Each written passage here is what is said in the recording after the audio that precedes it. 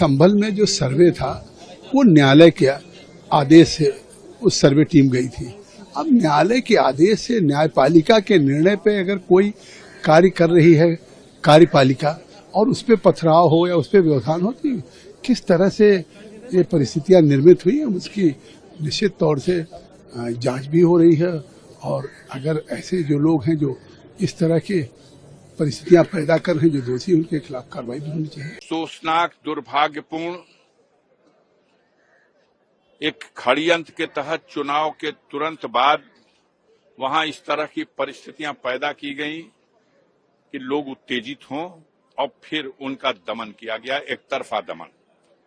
उनके ऊपर अत्याचार और तमाम फर्जी बेगुनाह लोगों को भी फंसाने और उनका दमन करने का कुचक्र चल रहा है। पूरी तरह से सरकार और उसकी मशीनरी फेल्योर है। प्रदेश में हर तरफ दंगा, फसाद, बलवा, हत्याएं, और आप मीडिया हमारे देश की जो है उसके सहारे वो अपनी नाकामियों को भी अपनी उपलब्धियां बनाते हैं। मेरी अपील है संभल के लोगों से कि किसी भी तरह से शांति बनाएं, उत्तेजना न फैले और कानून के रास्ते से ऊपर की अदालतों से अपने लिए न्याय प्राप्त करना। संभल में जो सर्वे था वो न्यायालय के आदेश से उस सर्वे टीम गई थी। अब न्यायालय के आदेश से न्यायपालिका के निर्णय पे अगर कोई कार्य कर रही है कार्यपालिका और उस पर पथराव हो या उस पर व्यवधान हो, तो किस तरह से ये परिस्थितियां निर्मित हुई है उसकी निश्चित तौर से जांच भी हो रही है। और अगर ऐसे जो लोग हैं जो इस तरह के परिस्थितियां पैदा कर रहे हैं, जो दोषी, उनके खिलाफ कार्रवाई भी होनी चाहिए। शोषनाक, दुर्भाग्यपूर्ण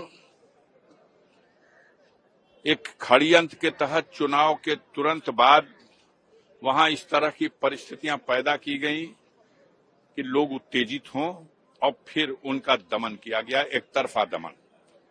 उनके ऊपर अत्याचार और तमाम फर्जी बेगुनाह लोगों को भी फंसाने और उनका दमन करने का कुचक्र चल रहा है। पूरी तरह से सरकार और उसकी मशीनरी फेल्योर है। प्रदेश में हर तरफ दंगा, फसाद, बलवा, हत्याएं, और आप मीडिया हमारे देश की जो है उसके सहारे वो अपनी नाकामियों को भी अपनी उपलब्धियां बनाते हैं।